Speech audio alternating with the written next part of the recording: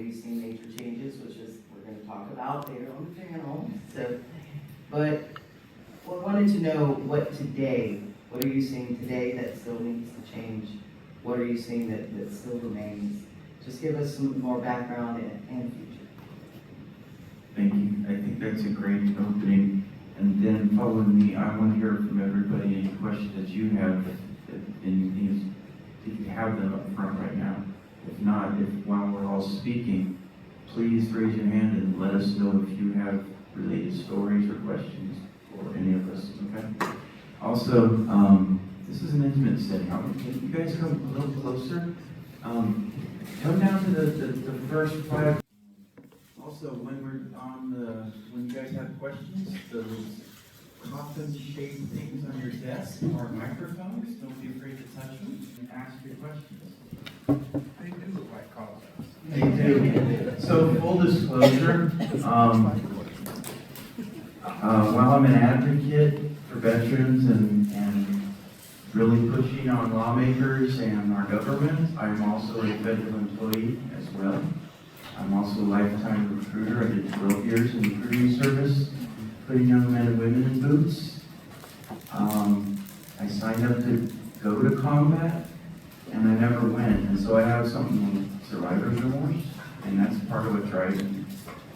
And I get goosebumps talking about it while you're looking closer. So thank you for doing that for me. That was my vision, and helps me connect with you guys as well. So. And that's part of what started, if you really want to go back again. I work for the National Cemetery Administration. I'm not supposed to use that in conjunction with this, but I do want to relate that to my life as a veteran, and starting from cradle to grave. There's lots of benefits, GI Bill, medical, everything like that, and there's one more that we don't tell our military folks because it's something they don't think about. But the last benefit that I want every person who served after they use their GI Bill and housing, I want to prevent them from using the last benefit they earned, and that's their burial benefit. So that's my mission. That's why I connect to that. So I'm advocating for veterans' lives all the way up until the day they're not here. So it's very personal. And so with that, I retired in 2012, and I worked 20 years just to get some basic benefits for my time and my struggles, and I earned them, and our government wanted to take them away from us. They were talking about, saving the budget by cutting benefits. I'm like, oh, wait a minute, like they want to cut our commissaries, all kinds of things. And so I started to produce my own documentary because I've just always been a guy behind the camera. And so I started a film called Allegiance to the Same, because that's the oath that we all take, and so do they. Fast forward, that never took off thanks to the VSOs, MSOs that are out there who stood up for us, veterans themselves, and saved our benefits.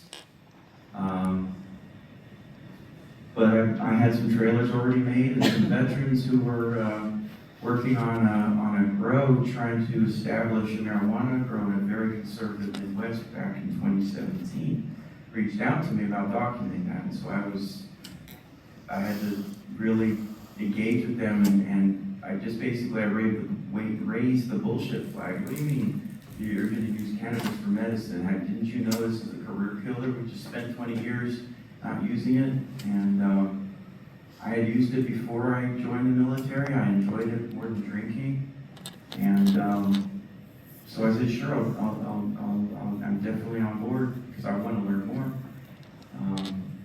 It didn't pan out. They didn't have the budget, but I was hooked, and I wanted to know more.